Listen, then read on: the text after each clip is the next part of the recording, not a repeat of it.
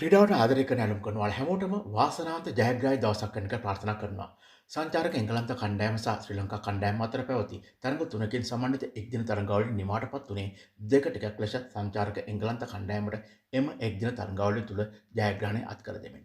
එෙහිදී පළමු එක්දින තරඟයේ ශ්‍රී ලංකා කණ්ඩායම ඉතාම හොඳින් ජයග්‍රහණය කළත් දෙවන තරඟයේ ජය ගැනීමට සමත් වුණා සංචාරක එංගලන්ත කණ්ඩායම. ඒ වගේම තුන්වන සහ අවසාන එක්දින තරඟයේදී ඔවුන් ලකුණු 357ක් ලබා ගනිද්දී ශ්‍රී ලංකා කණ්ඩායම පවන්ගේ සුපිරි සතකයේ වගේම පැතුන්ගේ සුපිරි අර්ශතකයේ සමගින් ලකුණු 304කට සීමා වෙද්දී ලකුණු 53ක ජයග්‍රහණයක් වාර්තා කළේ නැවත වරක් ශ්‍රී ලංකාව තුළ ඔවුන් එක්දින තරඟාවලියක් දෙකට එකක් ලෙස ජයග්‍රහණය කිරීමෙන් අනතුරුවයි. ඉතින් ඒ තොරතුරු ඒ විදිහට ගෙනෙද්දී තරඟ තුනකින් නොත් T20 තරඟාවලිය ආරම්භ වීමට නියමිතයි ජනවාරි 30 වෙනිදා. ඒ පළමු තරඟයේ. ඒ වගේම දෙවන තරඟයේ පෙබරවාරි 1 වෙනිදාට තුන්වන සහ අවසාන තරඟයේ එසෙ නැත්නම් මෙම කණ්ඩායම් දෙක. ඒ කියන්නේ ශ්‍රී ලංකා කණ්ඩායම සහ එංගලන්ත කියන කණ්ඩායම් දෙක T20 ලෝක කුසලන්ට කලින් ක්‍රීඩා කරන අවසාන T20 තරඟාවලිය අවසන් තරඟය පැවැත්වෙනවා පෙබරවාරි 3 වෙනිදා.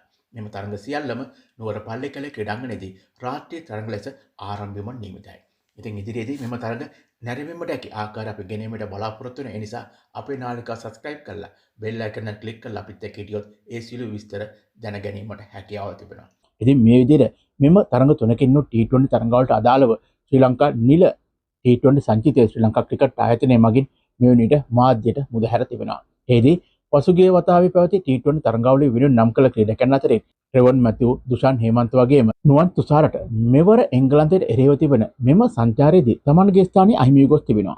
ඒ වගේම තමයි කමිදු මෙන්ඩිස්ටත් මෙවර ස්ථානයේ අහිමි යාම නම් කැපිපෙන්න කාරණාවක්. කෙසේ නමුත් එළඹෙන ලෝක කුසලන්නේ තුල ඔවුන්ට තමන්ගේ ස්ථානය ස්ථිර කර ගැනීමට වැඩි වශයෙන් අවස්ථාවක් තිබෙන බවට තමයි අභ්‍යන්තර තොරතුරු වාර්තා කොට තිබෙන්නේ. ඒ වගේම මෙම සංචිතයෙන් නම් කොට තිබෙන්නේ විශේෂයෙන්ම මෙම තරඟාවලිය වෙනුවෙන්මයි.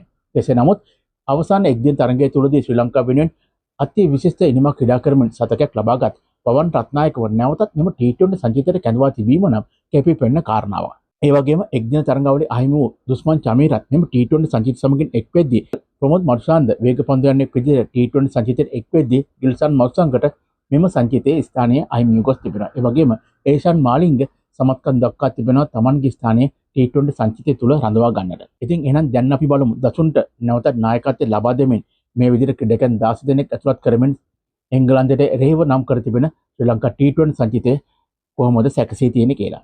එදී සුපුරුදු පරිදි නායකත්වයේ දසුන් ශානකට හිමි වෙද්දී පැතුන් නිස්සංක, කමිල් මිෂාර, කුසල් මෙන්ඩිස්, කුසල් යනි පෙරේරා, ධනංජිත් සිල්වා, චරිත් අසලංක, ජනිත් ලියනගේ, පවන් රත්නායක, වනිදු අසරංග, දුනිත් වෙල්ලාලගේ, මයිස් තීක්ෂණ, දුස්මන් චමීර, මතිස්ස පතිරණ වගේම ප්‍රමෝද් මත්සන් සහ ඒෂාන් මාලිංග කියන ක්‍රීඩකයන් තමයි මෙම T20 තරඟවලට නම් කොට තිබෙන්නේ.